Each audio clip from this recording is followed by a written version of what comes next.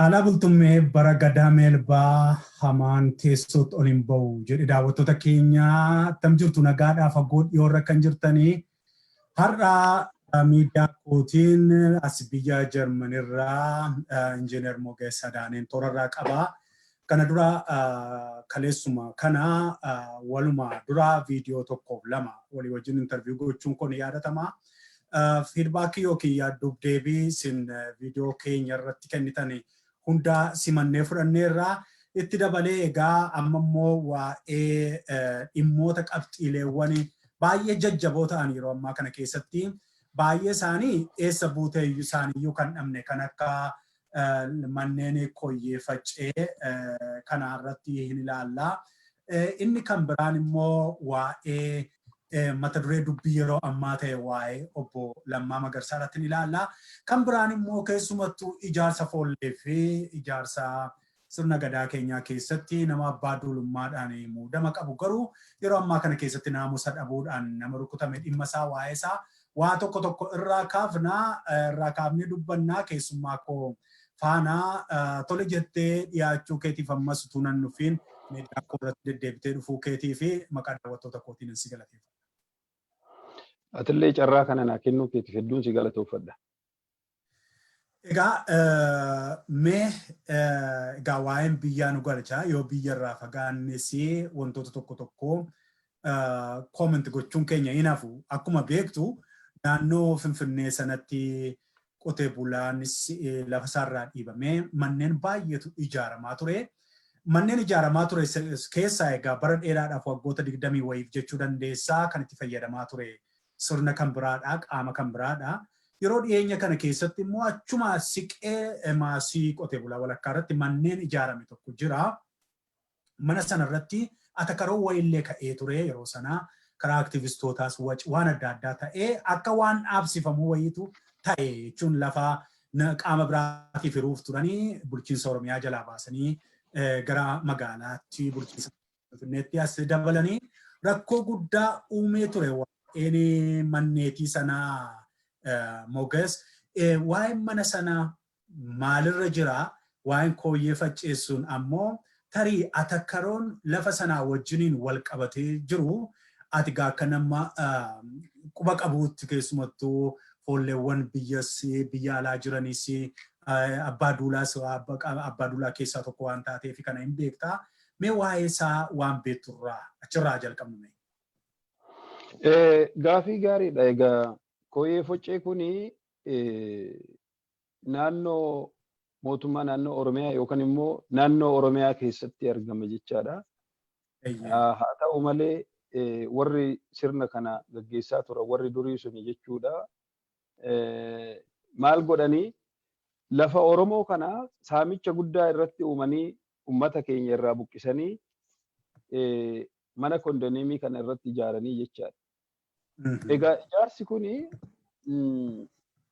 akkaataa inni itti ijaarame lafti suni karaa seera hin taaneen warroonni aangorra jiranii warri isaaniin ilaalle murteessanii mannoonni suni akka gara mana 89,000 ijaaramanii yoo ijaaraman kana akka waan naannoo suni dangaan isaa Finfinnee keessa akka jiruutitti ilaalanii namoota hin taane Oromoo irraa buqqisanii namoota hin taane kennuuf yaalanii jechaadha. Nu immoo iyyuu wanta san manni kuni ijaaramuu durarraa jalqabee lafa san irratti uummanni Oromoo akka qubachuu danda'uu fi kan irraa buqqa'e illee akka achitti deebi'u proposaalii hojjedhee proposaalicha abbaa duulaa keenya obbo Dinquu Dayyaasitti kenne mannoonni suni akkamii keessi isaa yoo jette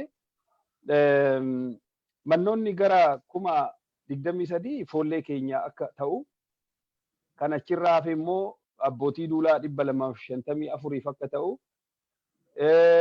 kan achirraa hafe immoo poolisii naannoo Oromiyaa fi qora bittinneessaa naannoo Oromiyaati akka ta'u irratti yaannee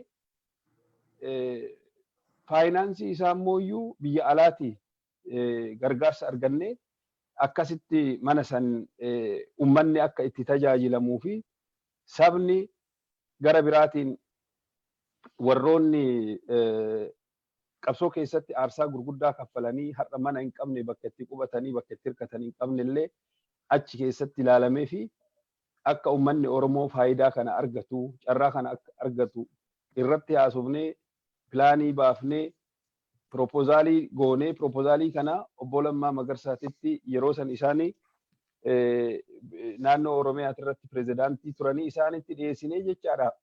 Kana gara Abbaa Duulaa Dinquu Dayyaasiin dubbiin kun akka achitti dhiyaate wanti kun nu mirkanaa'ee manni kun immoo warra amma qaama isin irraa si dubbadhe kana akka kennamu godhu yaadnee jechaadha. Akkasumatti yaada kana akka gaariitti pirezidaantiin naannoo Oromiyaa kan turan obbo Lammaa Magarsaa yaada gaariidha jedhanii simatanii yaada kana itti aantuu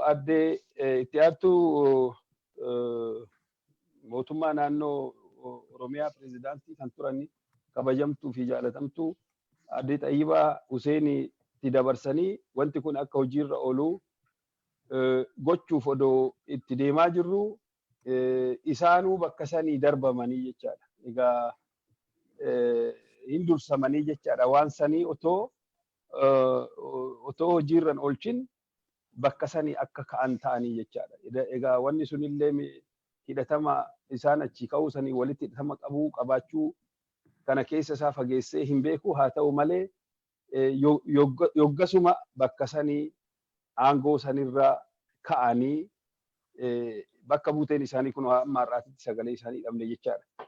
Egaa obbo Lammaan raayyaa biyya ittisaatti jechuun ministeera raayyaa biyyaati jedhama.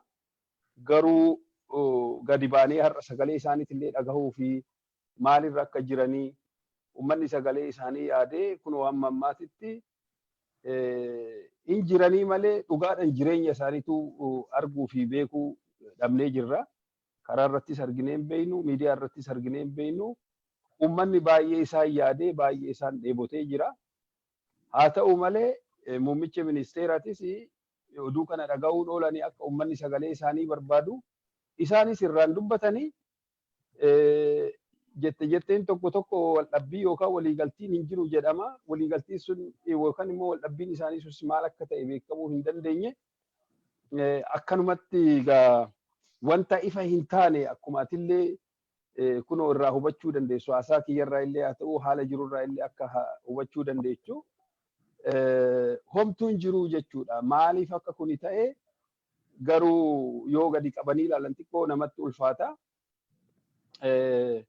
Obbo Lammaa Magarsaa pirezidaantii naannoo Oromiyaa ta'uu callaa odoo hin ta'in sammuu uummata Oromoo keessatti nama kabaja guddaa fi jaalala guddaa qabanii nama baay'ee isaan jaalannu hundi keenyaa jechaadha. Nama kabaja isaaniif qabnu isaan illee saba isaaniitiif waadaa seenan bakkaan ga'uudhaaf kaayyoo san bakkaan ga'uuf nama duubatti hin deebine nama baay'ee irratti abdannuu fi rabbi gaditti itti amannu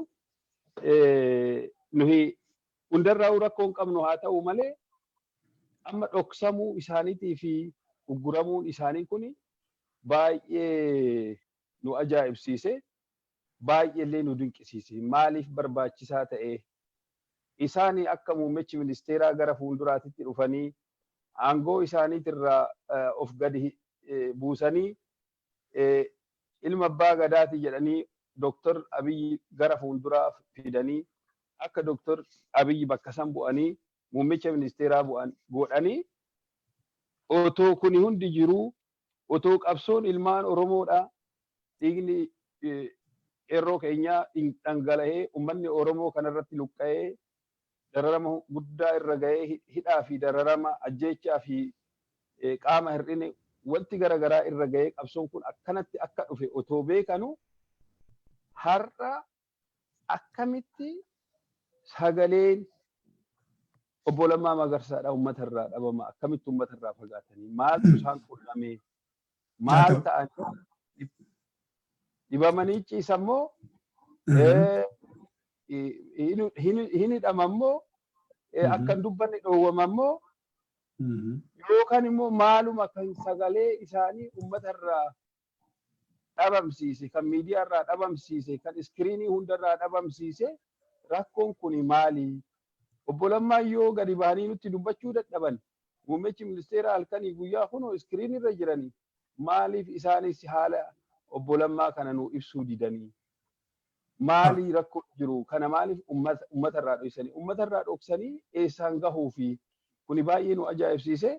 Egaa haalli jiru utuu qabxii biraatti hin darbiin waa'ee obbo Lammaa sanarratti waanuma akkas qulqulleeffadhu waan kilaarifikeeshinii wayiin yaada uummatarraa kaaseetanii xinnoo si faana argiu gochuu barbaade.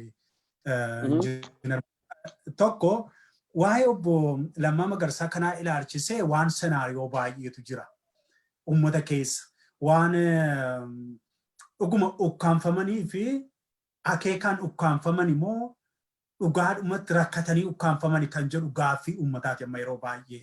Kana keessatti yoo xiqqoo ibsanaa kenninaan jettee biyyi sun qarqara irraa akka geessee fi karaa adda addaatiin akka muddamte wanti impaayirri sun amma itti jirtu keessumattuu nama Abiy Ahmed jedhamu kanaan nama maddammariin falaasafe jedhee wantoota adda addaa gadi baasee yookiin biltsiginnaa jedhee andinet jedhee maal godhee waan masaraa qe'ee sanaa sirna nafxanyaa duriitti nama deebise kanaa yeroo ilaaltu Lammaa Magarsaa ulee isa dhuma ittiin deebi'anii Oromoo garboomsan marsaa meeqaffaadhaaf akka ittiin ulee qusannaati warri jedhan jiru.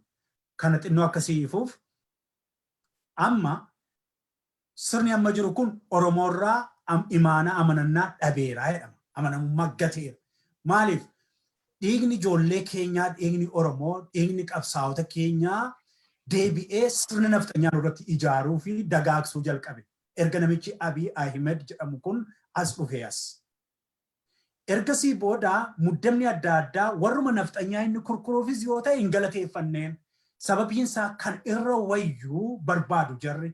Kanarraa kan ka'e immoo namoota achi naqanii yoo fudhattee ilaalte gara biyya alaatti ambaasaadara godhanii kan isaan ergan imma ministeera haajaa kana maaloo kana godhanii iddoo adda addaa kan ka'anii warroota xinnoo Oromummaatti xinnoo jajjabaatan illee xinnoo Oromoo warra akka Biraanii Masqal maqaa namaa dha'u namaa rakkoon kan warra akka Iwunatu warra akka maaloo kana rukuchiisuudhaaf warra ministeera alaa ala kaa'ee achitti immoo ittaanaan piraayim ministeerii sanaas jarumaa yeroo yerootti immoo dabtaroonni diyaaqonoonni kun namicha sana jala ta'anii gorsu. Naannoo uummata keenya dabuubii yookiin immoo iddoo adda addaa warra Sidaamaa dabalatee hedduu waan diddaa Oromiyaa keessaa akkuma beekamutti ta'e kun jira faannoo waan jedhamu jira. Kanaafi yeroo dhumaatiif ammas ishee dhumaa qabsoo bilisummaa Oromoo waggaa 50 kanaaf walirra kuufamaa dhibee adda addaa fidatee dhufe kana akka inni xumuran godhamneef namni jalqabarratti gufuu qabsoo Oromoo ta'ee Lammaa Magarsaati warri jedhan jiru. Isatu afaaniin dhufee marsaa isaa waggaa 2 duraa sana deebii akka uummanni keenya garbummaa sana ofirraa hunkut godhee hin cabsineef afaan damma kanaan as bahee miidhamneerraa sabboonummaa barbaanna jedheetu nu gowwoomse. Nu gowwoomsee gaafa jala yaanu immoo deebi'eetu tika shira isaanii nafxanyichatti kenneetu taa'ee alan ammoo akka nama aantummaa keenya qabuutti immoo dhokatee miliqee. Amma immoo gaafa Abiy muddamee lubbuun itti dhufuuf jettu immoo suuta jedheetu Abiy Lammaa Magarsaa luqqisee as baaseetu tasgabbaa jedhee ittiin Oromoo tasgabbeeffachuu danda'a. Kanaaf immoo duulli kanaaf duulame jira. Dallaalonni kana booda jiran immoo warra akka aktiivistootaa jiru. Maaliin kun jiru kan jedhantu jiru. Ishee kanarratti attamiin deebistootu haqummaasaa. Ati amma sababiinsaa Lammaa Magarsaa sagalee isaa dhaga'uu dadhabne uummanni kan jaallatu jette. Uummata keessa immoo yaada lamatu jira. Yaadi ati jettees kan jedhus jira. Lammaan sabboonaadha. Lammaan dhugaadha Oromoodha. Lammaan nu geggeessuu qaba. Tu Lammaan piraayim ministeerii ta'e yoonan dhumnu, yoona ilmaan keenya dhumanii, yoona lafti nurraan fudhatamu, yoona afaan hojii federaalaa ta'eera. Maali kana warri jedhanis immoo jiru. Kanaaf ati sana attamiin ilaalte akka nama biyya sana keessatti wantoota jiran keessumattuu muuxannoo tikaa intelligensii security waan qabduu fi ija sanaatiin gaafa ilaaltu wanti kun shiramoo lakkii qulqullummaadhuma garraamummaa Oromummaati wanti adeemaa jiru sun impaayera sana keessatti. Egaa waan tokko ani amma waan natti dhagame wanta natti dhagameen xiinxaluu yookaan shakkii yookaan waan na keessa maddu ibsuu danda'a akka nama tokkootitti. Ayyee. Ani ilaalchi kiyya amma maal sitti fakkaate fakkeenya tokkotu jira. Namni okkotee takka ibiddarra godhee okkotee sana ho'isee waan keessa jiru san bilcheessee nyaachuudhaaf sunsuma hin beekta miti.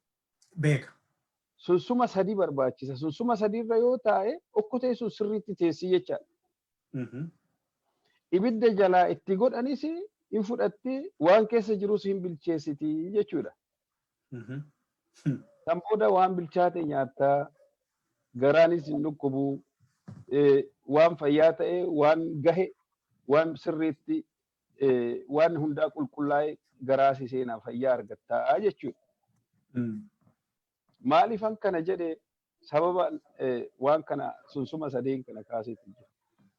Sunsuma sadeen kana eessattan argee gaafa Dr. Abiy Lammaa Magarsaa Jawar Mohammed Minisoota irratti wal ga'anii isaan akka sumsuma sadiitittan kaase. Otoo sumsuma sanirra ibiddi hamaan illee waan hunduu taa'e waan ture siraa hin bilchaata hunduu homaa rakkoon qabu okkoteen hin kuftu jara sadeen irra teenya. Haa ta'u malee daddafee okkotee tokko sunsumni tokko jalaa ka'e jechaadha. Sunsumni tokko yoo jalaa ka'u kana sunsumni lama hafe jechaadha. Lamaan sanirra okkotee sun taa'uu hin dandeessu. Lamaan sun waan okkotee irra taa'uu hin okkotee sun sunsuma lamarratti ejjettee waan bilcheessuu waan hin dandeenyeef garamitti jijjiirra. Lama yoo ta'anii jiraatanii akka aadaa biyya keenyatitti qotiyyoo lama walitti xamaddeetiin hin qotta. Amma gara qotiyyootitti deebifnaa jechaadha. Jara san ba'aa isaan baatu maarashaa haa ta'u, qambara haa ta'u, moofara haa ta'u, qotee bulaa irfii gadi qabu haa ta'u dudda duuba jira jechaadha. Wanna dudda duuba jiru sanii qotiyyoon lamaan sun walitti xamadamaniiti qotanii jechaadha. Achi keessaa yoo tokko ciise achi keessaa yoo tokko ciise yoo gara afaan illee hin ka'u aba'aa jedhama qotiyyoon jechaadha. Tokkotu daba jechaadha achi keessaa tokko dabe jechaadha. Kara sumsumaatinis sumsumni tokko jalaa kana lama okkotee hin dhaabu. Gara qotiyyootinis lama walitti xamaddee yoo qotte malee tokko yoo ciise hin ta'u. Amma dubbiin jiru lamas haa ta'u, sadis haa ta'u, afuris haa ta'u, shanis haa ta'u waan waliin deemu walitti fiduutu irra jira jechaadha. Sila ummanni biyya sanii sabaaf sablammoonni biyya sanii ummanni Oromoodha kan eege obbo Lammaanii fi Dr. Abiy harka tokko, irree tokko, humna tokko, afaan tokko, yaada tokko, viizhinii tokko qabaataniiti waan nu hawwinu sirna dimokiraasii, sirna gadaa guddaa sanitti ummata biyya sanii Itoophiyaa jedhan san jiituu badhaatuu biyya bilisaa biyya namni hunduu biyya kiyya jedhee keessatti jiraachuu dandeessitti nu ceesisan jennee jara kana abdannee turre. Haa ta'u malee suuta haalli amma kara gullichaatitti yoo deebine yoo gullichaan dhabame dhagaa fidda beeyte sunsumni sun yoo deeme dhagaa fidda dhagaa wayiiti walitti murtee dhagaa sanirra godhuuf yaalti. Dhagaan suni waan saniif ta'uu miti. Waan sunsuma bakka sunsumaa san dhagaan sun fudhachuu hin mala. Haa ta'u malee fokkataa akka sumsumaa sanitti seeraanii okkotee san qabee waan itti bilcheessinu san keessatti bilcheessuu hin dandeenyu. Maaliifii fokkataadha jechuudha. Seera ala dhufe jechuudha. Namni tokko sareen takka amma yoo masgiida seente yoo charchii seente kalbii jetti hin ari'amti. Achittis nu balleessite jedhanii ari'an. Namni tokko hojii isaa malee yoo qeesiin yoo sheekni hojii isaa dhiisee hojii biraa keessa seene seera tumuu seene miidiyaa xiinxaluu yoo seene hin ta'u faalladha jechaadha faalladha. Kun hin ta'u namni tokko waa'ee amantii yoo lallabe waa'ee amantii lallabuutu irra jira. Sheekas, qeesisi, doktorasi, bulchaasi, mootisi, xiinxalaasi, koree humna waraanaa ajajaasi hunda ta'uu namni tokkichi hin ta'u. Otoo namni tokkichi akkas ta'e silaa otoo namni tokkichi waanuma hunda hojjetee buluu ta'e gaarii ture. Haa ta'u malee namni tokkichi waan kana hunda godhuu hin danda'u. Ibiddi mukni tokkichi kophaa hin boba'u jedhani jecha tokkotu jira.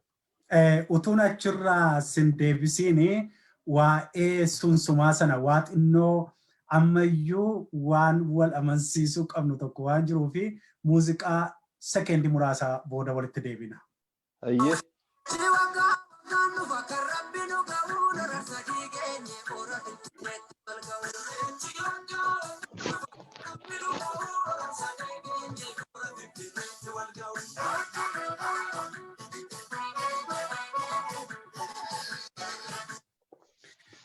Egaan daawwattoota keenya marii nuti wajjiniin taasisaa jirru obbo Mogeessa Daaneeti. Kan nuti waliin taasisaa jiru keessumattuu waan siyaasa biyya kanaa, biyya impaayera keenyaa, impaayera Itoophiyaa keenyaa sanaati. Waa'ee manneen Kooyyee Facceerraa kaaneetu mari'ataa kan jiru warri booda kana dhuftanii. Akkuma beektanii manneen kun lafaa qotee bulaa Oromoo irrattidha. Ijaaramee keessa lixuudhaan haa ta'u malee uummata keenya gargaaretu hin ta'in uummata keenya buqqisaa kumoonni hedduu irratti ijaaramanii haa ta'u malee keessumattuu manni 86,000 ta'ummoo atakaroo kaasee atakaroo sanarraan kan ka'een aangoorraa dhiibamuu obbo Lammaa Magarsaa fi aadde Xayyibaa Huseen illee ta'eeraa jedha namni anaa wajjiniin gaaffiif deebii taasisaa jiru kuni dhumarratti waan sunsumaa mineensotaatti wanta ta'e sana utuu sanaan deemameera ta'e yoona fagoo geenyeerraa akka kana hin ta'u ture waa bishaataa arganna ture waan jedhudha waan inni kaasee sanarratti ani xinnoo gidduu seene. Egaan mareen keenya akkuma itti fufetti jira amma xumura sagantaa kanaatti ODM faana ta'a. Obbo Mogeessa dhugaadha falaasamni sunsumaa kee namatti tola. Sababiin isaa tokko yoo jalaa kuftee rakkina qaba xuwwee jedhu naannoo keenyatti dinnicha warra kaatan yoo maarra kaatan yoollee karaa tokko dabdee bishaantu dhangalaa'ee abidduun dhaama. Kanaaf wal qixxaattee sunsummi sun dhaabbachuun ishee baay'ee bareedaadha. Haa ta'u malee namoota simboolii sunsuma sanaa dhaabatan sadan akkaataa ati itti keessattu xiqqoo nan quubsine gaaffii guddaan sunsumti sun iyyuu eenyudha kan jedhu nama gaafachiisu ta'a. Kanaaf kanatti kaaste keessaa tokko yerootti mineensotaatti obbo Jawaariif jette. Yeroo mineensotaatti jette ammas namni kan biraan obbo Lammaani jette. Yeroo mineensotaatti jette obbo Abiy Ahmed jette. Isaan kun sadaw yeroo wal arganii akkaataa wal ammatan sanatti utuu dhaqanii biyya keessatti waliif amanamanii hojii hojjetaniiru ta'e. Silaayoon kana keessa hin jirru, dhibee kana keessa hin jiru. Akka jechuuti kanatti jechaa jirtu. Sagaleen uummata keessa jiru garuu kana miti. Inumaayyuu warri mineensotaatti wal arganii fuula feekii kana nutti agarsiisan shirtoota bara dheeraadhaaf walii wajjiniin harka wal keessa naqatanii garbummaa saba Oromoo irratti hojjetaa turaniif qabsoon bilisummaa Oromoo akka quucaru akka mataa keessa gadi dhaamu warra hojjechaa turanidha. Harka wal keessaa qabu yeroo inni Oromiyaa sana as kennu ni mineensotaa qilleensarra ooshaa. Kaataa tapha akkasiitu ture. Tapha sana miti Oromoon kan barbaadu fiduu hin dandeenye isaan amma atakaroo isaan irrattis yaada lamatu jira boodatti deebinaa. Tokko sobanii warri gara paartii KFO'tti ergame sunis ergamadha. Ergamuma qindoomina jaraati. Dhaqamee maal akka ta'u paartiin KFO jedhamu sun akka qinqanaa'ee du'uu fi istiraateejii achi ergamedha. Namichi amma akka waan baay'ee ittiin tolleetti keessaa ba'e sun istiraateejii siyaasaati, geemii siyaasaati kun jedhu warri ija qaraan ilaalan. Kanarraa kan ka'e immoo warra abaa'oota immoo hidhuudhaan dadhabsiisuudhaan maal gochuudhaan dadhabsiisuun hin danda'ama.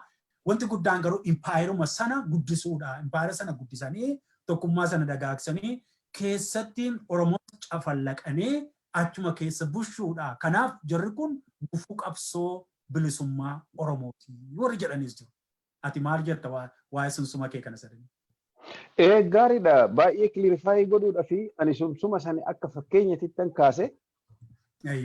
Namni yoo walii galuu danda'e, namni fakkeenyaa fi amma yaada gara garaa qabu kun walitti dhufee yoo walii galuu danda'e, haalli suni mijataa ta'a jechuun barbaade. Walumaa galatti garuu ani akka namaatitti namoota kana sadeen irratti xiyyeeffadhe namoota sadeen kanatu aangoo fudhata, namoota sadeen kanatu biyya bulchaa jechuu kootii miti. Biyyi bal'aadha. Biyyi suni abbaa qaba. Abbaan isaa ummata biyya san keessa jiraatu sabaaf sablammoota Oromoo saba keenya guddaa kana dabalatee abbaan biyya sanii miliyoona 112. Kanaaf namni hunduu mirga qaba. Suni boodarratti dhufna jechaadha. Garuu haalli jiru wal jeequmsaa fi yookaan immoo namni tokko shoollee agarsiisuu danda'a. Amma tiyaatirii tokko yoo agarsiiftu wal dubbiftee walii galtee milikeetaan haa ta'u, yaadaan haa ta'u, akshiniidhaan haa ta'u yoo wajjin hojjette malee rakkisaa ta'a. San ibsuu yaaduu kiyya. Waa'ee sumsuma kiyyaati irratti namoonni yaada gara garaa qabanii walitti dhufanii footoo wajjin kaanii waliin kolfanii boodammoo wal ajjeesuuf walitti deemu yookaan immoo wal balleessuuf walitti deemu otoo hin ta'in wajjin dhaabbatanii kan biraatis dabalatanii ani amma namoota biraa alatti dhiisee isaan galma galchuu otoo hin ta'in haalli jiru namni tokko lama ta'ee yoo walii gale, sadi ta'ee yoo walii gale, afur ta'ee yoo walii gale, shan ta'ee yoo walii gale, 100 ta'ee walii galee, miliyoona ta'ee walii galee wajjin jiraata jechuudha. Kanaaf hundinuu kaayyoo isaatitti, hawwii isaatitti dhufaa jechuudha. Kana kaakara siyaasanii gara paartii yoo jennee paartii ebeluu jennee maqaa waamuu barbaachisaa waan hin taaneef hundumtuu hawwii isaa as keessatti guuttata. Namoonni immoo jaarmaa yookaan paartilee gara garaa bakka bu'anii dhufan kun ergaa ummataa, kaayyoo ummataa, hawwii ummataa waan qabatanii deemaniif hawwiin ummataa kun hin mijaa'aa jechuudha. Ummanni rakkoo tokko malee, qeeqa tokko malee nagaan jiraata jechaadha. Biyyis nagaa qabdi, mishooma jira, kisaaraa hin qabnu, guddina qabnaa, nageenya qabnaa jechuudha. Kana ibsuun barbaade obboleessa kiyya yoo na hubatte. Tole. Baay'ee ulfaadha. Egaa qabxiiwwan gara waa'ee kondomneemiitii kaafnee waa tokko keessumattuu ati egaa kan beekamtu gara alaa kanattis ta'ee abbaa duulaati. Muudama abbaa duulaa qabdaa. Muuxannoowwan ijaarsa adda addaa nama ijaaruu ni qabdaa. Warra akkasumattuu damee alaa kana kan itti gaafatamu fudhatee ijaaraa jiru si. Kana keessatti yeroo baay'ee amma naamusa ijaarsi keessan miseensonni keessan Oromiyaa keessatti akka baay'ee bal'aa ta'etti dhaga'an ture dhugaatti nan beekasi. Haalli isin itti foollee ijaartanii keessumattuu dameen warri biyya keessa jiran haalli isaanitti ijoollee ijaaran deeggarsa abbaa qabeenyaa Obbo Dinquu Dayyaas jalatti ijaarsiwwan jiran baay'ee ijaarsa ajaa'ibsiisoodha. Kuni waan dagatamu miti, waan dhokfamu miti. Haa ta'u malee yeroo tokko naamusa tokkotu naamusa cimsuu tokkotu argama. Isaan keessaa fakkeenya tokko yoo nama tokko sii kaasee nama yeroo darbe xiinxalalleetti hojjedhee ture tokko nama maqaan isaa Atinaatiyoos Biqilaa jedhamu tokko achuma innis abbaa duulaa muudama abbaa duulaa warra 150 ol ta'u abbaa duulaa biyya keessa jiru foolleen isin jala kumoota hedduudha. Namni kuni akka innitti shira adda addaa hojjechuudhaan adabbii abbaa gadaa jala jiru yookiin immoo adaba mataa isaatii akka inni fudhatedha kan dhagaa jirru.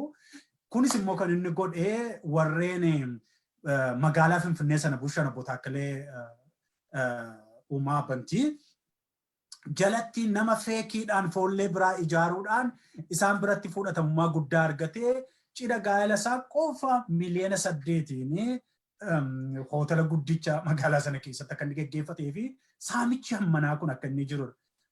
Egaa gaaffiin koosiif foollee sanatu abbaa duulaa sanatu aadaa saamichaa qabamoo namni akka isaa kun namni akka nama kanaa kun bifa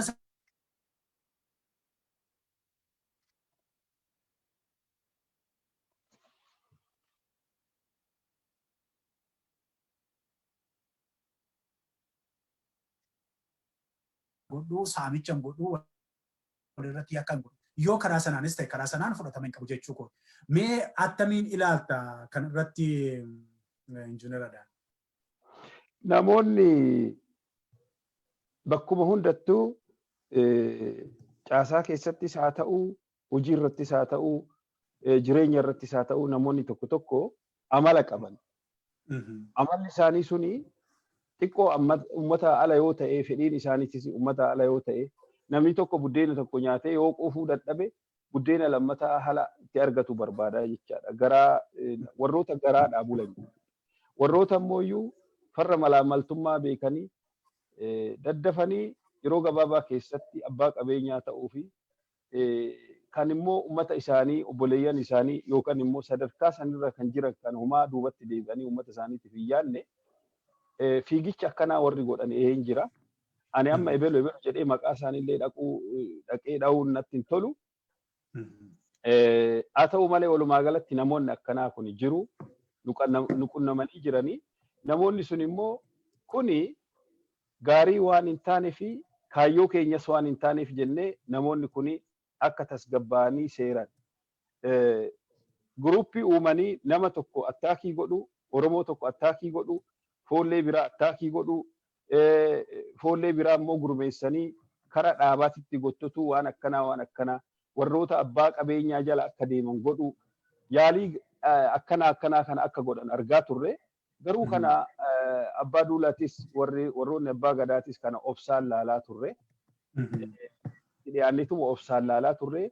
Haa ta'u malee warra baay'isanii too gara fuulduraatitti immoo dangaa san cabsanii dhufanii abbaan duulaa kun irraa mulqamee akka jireenyuma ofii akka jiraatanii godhamee jiranii. Isaan immoo iyyuu garagalanii warroota akka kiyyaa kan karaa dhugaatiin deemnu kana warroota biraati irrattis waan tokko odeessanii kunoo abbaa qabeenyaa keenya nama baay'ee nama ummata Oromooti. Takkallee sa'a takkallee daqiiqaa takkallee odoo waan kiyya hin jedhin saba Oromootii fi halkanii guyyaa ifaaju kanallee maqaa balleessuudhaan haala garaagaraatiin akka mootummaadhaan walitti bu'uu akka waajjirri isaa irratti cufamuu akka hiyyeessamee gargaaraa akka hiyyeessi sun hin gargaaramne godhuu waan akkanaa godhanii ofii isaaniitiin immoo abbaa qabeenyaa ta'anii jiraachuu warri barbaadu kuni akkuma kaleessallee gaafiif deebii waliin goon isan irratti si ibse faayidaa warra hin qabne erguun gahanii mee amma namni ati maqaa naa dhofte kun miliyoona 8 cidha godhatee naan jedhaa jirta. Information akkana qabdu naa himaa jirta.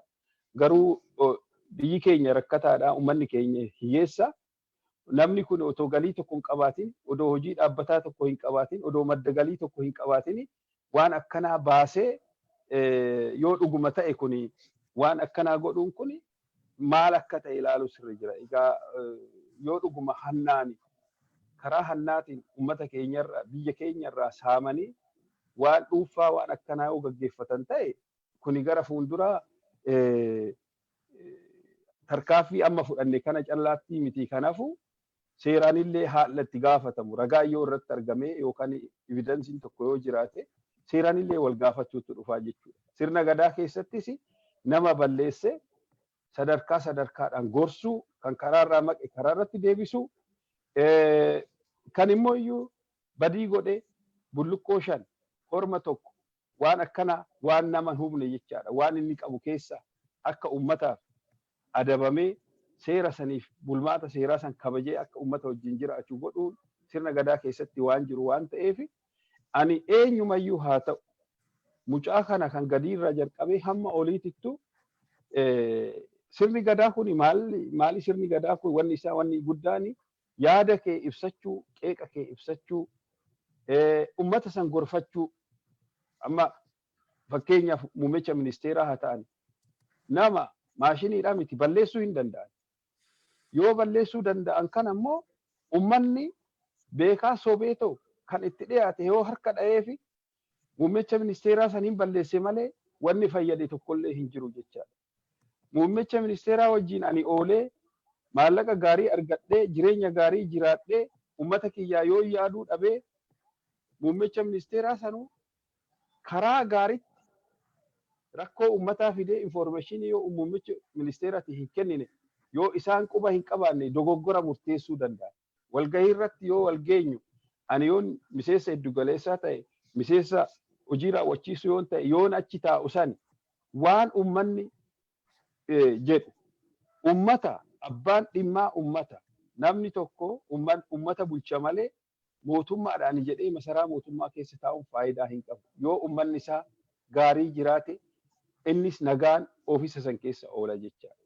Informationii gahaa dhiyeeffanii fi qeeqa ummataa himanii fala itti uumuu mootummaa jechuun kana malee deebiin isaa ajjechaa, deebiin isaa hidhaa, deebiin isaa reebicha yoo ta'e gaarii hin ta'u.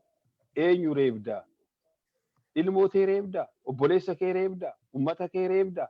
Ummata kana bulchuudha. Hin gorsita, hin barsiifta, kan dogoggore yoo jiraatte karaatti deebifta, karaatti wal deebisanii, wal gorsaniiti, wal barsiisaniiti sirna gadaa kana bakkaan gahani. Dimokiraasii jechuun taa'anii xarapheeza irratti wal gahanii taa'anii mari'atanii marii dhugaa kan ummanni itti amanu kan rakkoo hiiku akkasitti malee akka beekama akkana dubbate dhaqaatii sillisaati achi qallittitti darbaa yookaan adaaniin akkas godhe jedhanii wanti suni hin hojjetu. Kaleessallee akkuma irraa si hime amma achi gabrummaan nu ga'e jennaan nu gaheedha.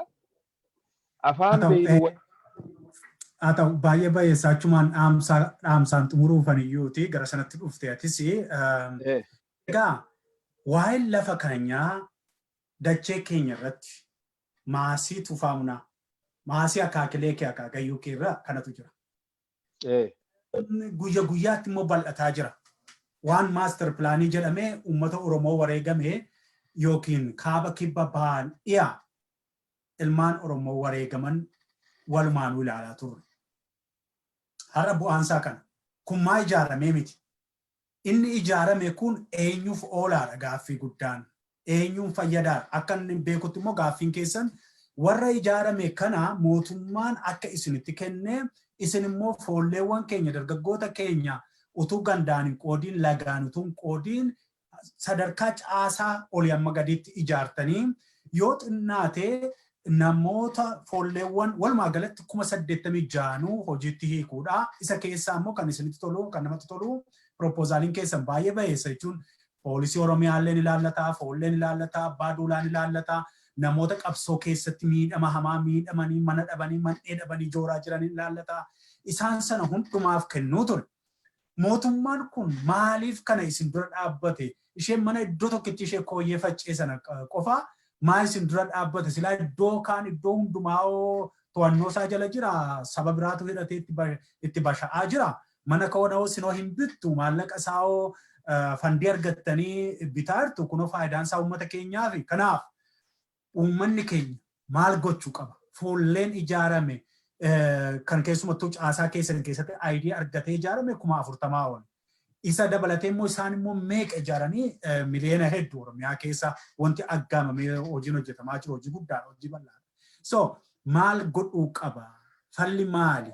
Keessumattuu waan gama Kooyyee Facceetiin isa ta'u gama garbummaa yookiin waliin dhaama yookiin burjaajii amma namoota kana keessa jiru namoota amma Lammaasa ta'uu Abiyyisa ta'uu Xayyibaasana ta'uu wal dhiibbiin suni fallisaa Oromoo gara kamitti geessa jetta kanaa kaastee dhaamsa hoo qabaatte kan dhumaa daqiiqaa 2 qofan sii kennee achumaan xumura.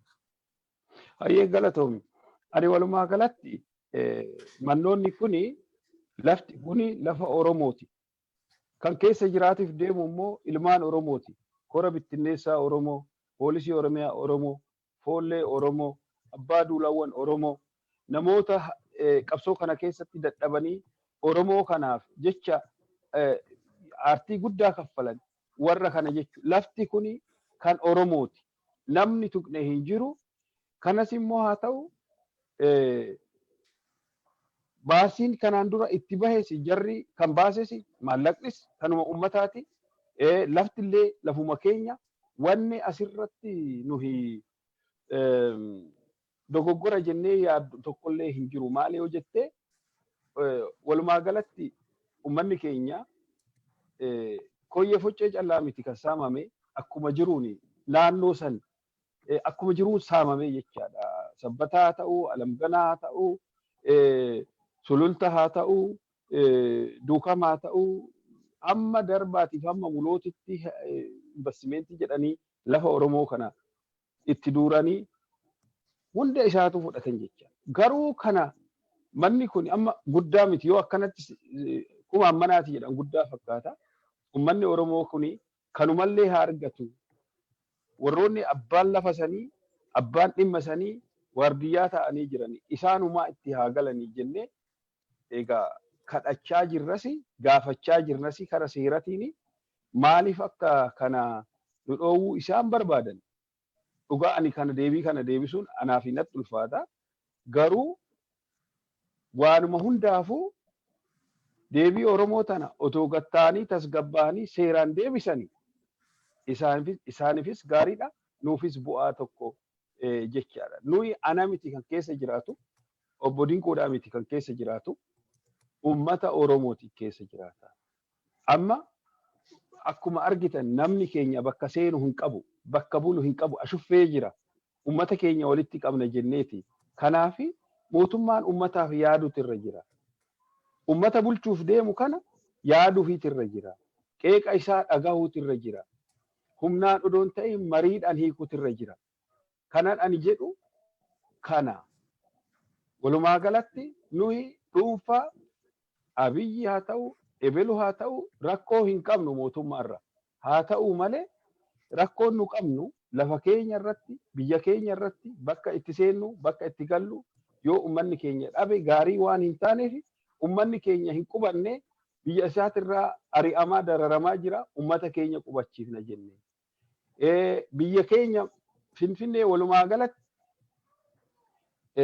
afaan federaalaa afaan Oromoo kun afaan federaalaa akka ta'u magaalli kun magaala guddittii magaala Oromiyaa magaala federaalatis magaala namoonni dippiloomaasiin biyya alaa keessa jiraatus taatee jiraattu jennee amannee kana keenya kan jechu sanuu hundumaafuu nu haa ta'u jennee kanallee itti amannee karaa nagaatiin bulchiinsa gaarii demokraasii uumnee wajjin jiraachuuf ni qophiidha warri biyya alaa haa jiraannu biyya keessa haa jiraannu akka dhalataa Oromoo tokkootitti bakka jirrutti waan gaarii yaannee mootummaa yoo waan gaarii hojjete gargaarree yoo waan badaa godhe immoo lakkii kuni badaadha kanarraa deebi'aa jennee wal gorfannee tokko taanee abboon fedhayyuu haa ta'u otoo gosaan waliin qoodin otoo zariidhaan waliin qoodin otoo naannoodhaan waliin qoodin akka ummata biyya saniititti warroota sabaaf sablammoota biraa wajjin illee nagaa wajjin jiraachuuf ummanni Oromoo dura gaafii isaa kana argachuutu irra jira. Deebii ummata Oromoo kan gadi qabuun ammallee balaa guddaa qaba. Achi keessatti hayyoota keenya kanas ugguruun balaa guddaa qaba. Maaliif nama ummanni jaalatu Dr. Abiy sin jaalanna Lammaa sin jaalanna haa ta'u malee qeeqa nu qabannu kana Dr. Abiy yoo nu jibbe isin jibbe nu waa jedhu nutti gadi ba'e. Lakki isin jibbee jira har'arraa kaasee isin jibbee jira sabuu Oromoo jettan kana jibbee jira yookaan anuu Oromoo miti beekatuma isin gowwoomsu waan achi taa'ee haa jedhu nuun hin jaalanne yoo akkasis nuun jedhe garuu lammaani du'atu addaan na baasa jedhee nama sitti kakate kana maaliif si jalarratti haguugamee hafa eessa jira yoo jennee haafatu Dr. Abiy kana hin dhagaa dhuguma sin jedhe Dr. Abiy baay'ee informationii nama qabu maaliif callisa yaa ummata keenya Lammaa akkana akka waan akkanaatirra jira warri waa'ee Lammaa gaafattan deebiin keessan kana maanuun jechuu didan yoo san hin taane maaliif Lammaa nutti gadi hin baafne kanaafi waa hundumaa mariidhaan ija gaariidhaan ilaalcha gaariidhaan tokko ebelu kana dubbate jedhanii har'a adaanii kana dubbate jedhanii ana balleessuuf ana silliksanii bakka tokkotti darbuuf odoo hin ta'in yoo dogoggora qabaadhe dogoggora kiyya na gorsanii yoo dogoggora qabaatan dogoggora isaanii walitti haasofnee wal gorsinee biyya tana wajjin akkasitti guddisuu dandeenya. Amaaraa haa ta'u, Tigree haa ta'u, Kambaataa haa ta'u, Hadiyyaa haa ta'u, Maraqoo haa ta'u, Somaalee haa ta'u, Affaarii haa ta'u, hundinuu biyyi sun biyya tiyya warri jedhamu saba Oromoo saba guddaa kana dabalatee faamilii tokko taane biyya san hiyyummaa keessaa baafne, qeeqa jiru keessaa baafne, dhibee keessaa baafne, yaada gaarii yaada gabbataadhaan yaada addunyaan nurraa fudhachuu danda'u sanii waliin deemu ollaa keenya nagaan jiraachuu kana ani kana hawwu biyya sanii fi egaa carraa waan naa kennitiif baay'ee galatoomii har'aa fi kanuma siin jedha yoo gaafii qabaatu. Hedduu galatoomii obbo Mogersaa Daanee dhugaatti dhuftee ibsa kana nuu laachuu keetii fi anillee baay'ee si galateeffadha. Egaan daawwattoota keenya hamma ammaatti marii walii wajjiniin taasifne kanarraa waa akka bartanii fi akeektuu xiinxala kan mataa ofii yookiin yeroo kana teessanii isin immoo buustanii baastanii murtii mataa jajmentii mataa keessanii akka kennitan waan hundumaatti abdii guutuu qabna. Gara fuulduraatti ODM irratti yaadota adda addaa yeroo qeeqnu yeroo gadi bilcheessine waa tokko isin dubbisnu akka nun komanne abdii qabna. Kanallee ilaaltanii namoonni akka nurraa hin baqanne gaaffiif deebii kana gara fuulduraatti waa'ee mootummaa biyya sanaa qeequu yoo barbaadan waa'ee sirna wayii qeequu yoo barbaadan hin ukkaanfamiina ODM kan keessanidha. Dhuftanii waan barbaadan qeequun waan barbaadan ija barbaadaniin ilaaluuni kan keessanii miidiyaa bilisaa miidiyaa walabaasanii godhee isin ilaalleera. Anis gaaffii barbaadan nafaana yoo as keessatti walitti dhufnee argi wal goone ittiin gammadaa. Egaa kanaan gaaffii koo toleeree obsaan obbo Mogersaa fudhachuu isaatii fi guddiseen isa galateeffadha. Nagaatti muuziqaa kana. Egaa dhumarratti wanni jechuu barbaadu atis baga gammaddee abbaa duulummaa gaa muudamtee jirta sirna gadaa miseensa sirna gadaa taateerta. Sirna gadaa keessatti qorri miseensa iddu galeessa abbaa urjii lamaa godhee si muudee jira. Baga gammaddee egaa atillee sirna gadaa kana haala gaariidhaan akka shaakaltuun asumaan ergaa tiyya dabarfadha. Egaa sirni gadaa nuuf haayaa miti. Barsiisaa turree, irratti hojjechaa turree, irratti qorachaa turree, sanuma keessa turre. Hin beekne jechuudha ta'ini hojii sanii gaa akka atillee dirqama fudhattee hojii hojjechamuu san irra jiru hojjettuu fi malee hin beektu jechuu kiyya miti. Walumaa wajjiniin jirra keessumattuu sirna gadaa irratti waan aadaa irratti falmii barsiisa kennuu kan barbaadan ODM damee tokko banateera. Maal kan jedhu gumaata aadaa kan jedhu banatee jira. Achirratti gamoon waamicha isinii godhaa namoonni sirna gadaa keenya irratti aadaawwan Oromoon qaban sirna bulchiinsa Oromoo keessatti warri barumsa kennuu dandeessan, ibsa kennuu dandeessan, gaaffii gaafatamuu barbaadan hunda keessanii fi sagantaan tokko isinii banameera. Sagantaa sadii ODM amma ammaatti qabate keessaa tokko qophii taajjabbiiti. Inni nuti amma hojjenne qophiin kun fakkeenyaaf qophii taajjabbiiti. Qophii siyaasa galuudhaa, qophii qeeqa keessa galuudhaa. Inni kan lammataa gumaata aadaati. Gumaata aadaa keessatti waa'ee sirna gadaa ni barsiifna. Aadaan Oromoo, afaan Oromoo, faaya waan Oromoon qabu hunda tokko tokkoon mata duree godhannee finnee hin barsiifna. Kophaa koo yeroo itti amma beeku barsiisu jira. Keessummaa simadhee yeroon barsiisu jira. Inni kan sadaffaa immoo sagantaa addaati. Dhaamsa galgalaa jedhama. Inni immoo galgala hirribaan dura namoota kana bashannansiisanii daqiiqaa 10-15 fi kan itti wannoo jennudha. Akka barbaachisummaa isaatti sagantaan ODM'tti daddabalamaa deema. Ammaaf sagantaa kana sadanis gamanumaan isin beeksisa. Atillee obbo Mogersaa yeroo waa'ee sirna gadaa barsiisuudhaaf itti qophooftee jettu hiriyoota kee warra ijaarte keessa namoonni dhufanii ibsa barsiisa kennuu danda'an akka naquunnamaan akka na wajjin maree godhan gamanumaan atillee dhaamsaa dabarseetan deebisee sitti deebisaa fayyaa ta'ee daawwattoota keenya egaa qophii nuyi qabnu asumarratti xumurraa. Mee caalaa bultumee wajjiniin ani isin geggeessa.